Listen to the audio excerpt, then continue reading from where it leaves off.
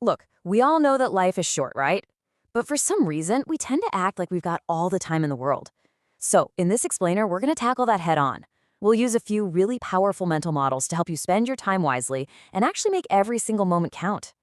Take a look at this number 30,000. What do you think that is? It's not money, it's not steps on your fitness tracker. Nope, it's something way, way more valuable than that. Yup, you guessed it. 30,000 days. That's pretty much the average human lifespan. And think about this. If you're around 30 years old, you've already burned through more than 10,000 of them. Now, that's not meant to freak you out. It's meant to focus you. Because the real question isn't how many days you have left, it's how are you going to spend them. To figure that out, we're going to break it down into 4 key areas. First, we're diving into how to master your inner world. Your mindset. Then we'll talk about managing your core resources, like energy and money. After that, it's all about building your outer world with great relationships and a meaningful career.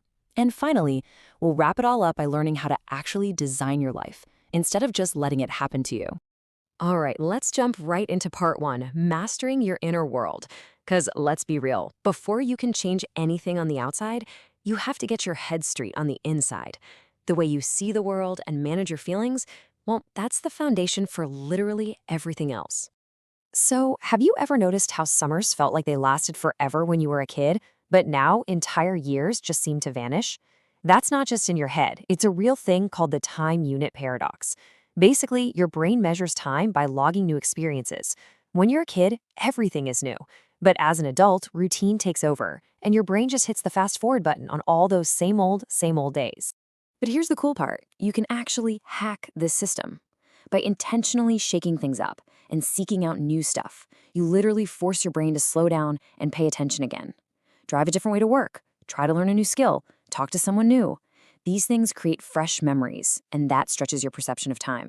Okay, ready for another number? 90 seconds. What could that possibly be? It's actually the scientific chemical lifespan of an emotion inside your body.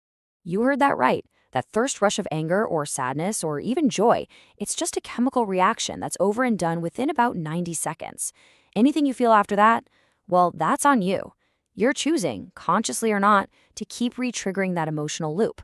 So remember this, you can't always control that first wave, but you are 100% in control of the second. So you've started working on your inner worlds, but that's only half the battle, right? That brings us to our second section, managing your core resources.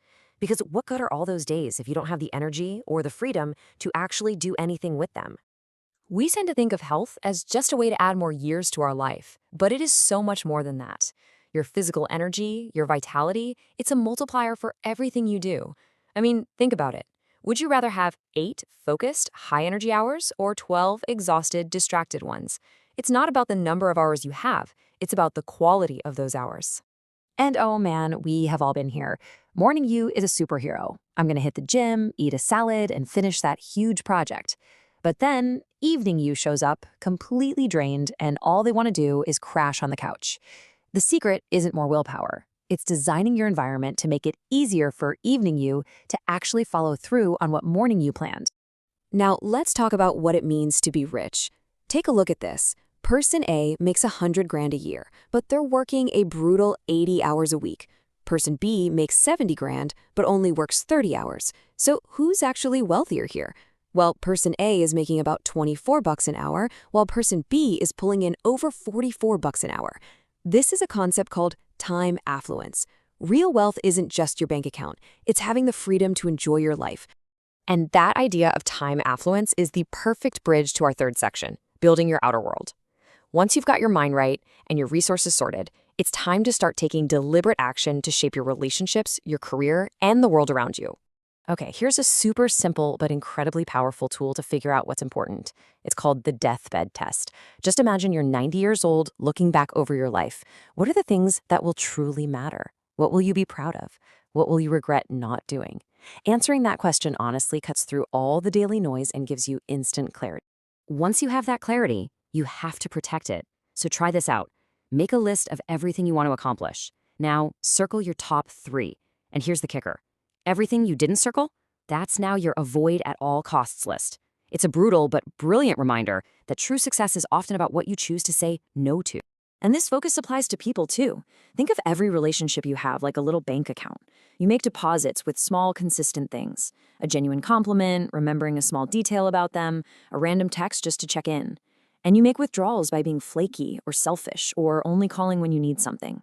Strong relationships are built on a high balance of those small daily deposits. Lastly, let's talk about work. The old school idea of just climbing a single career ladder is pretty much dead. Today's world values something different. A better metaphor is a jungle gym. You move sideways, you move diagonally, heck, sometimes you even move backwards for a bit. Each move lets you collect and combine skills in a unique way that over time makes you incredibly valuable.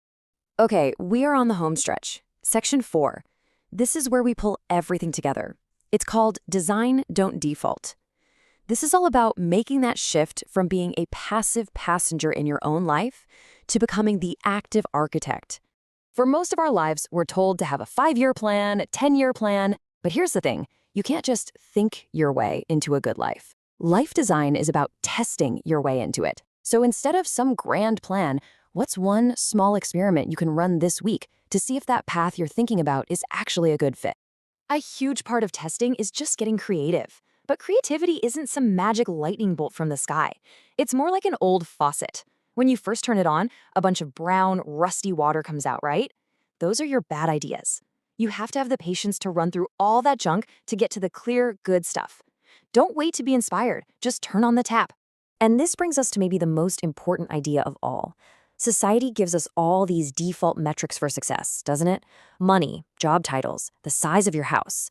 But you have the power to design your own metrics.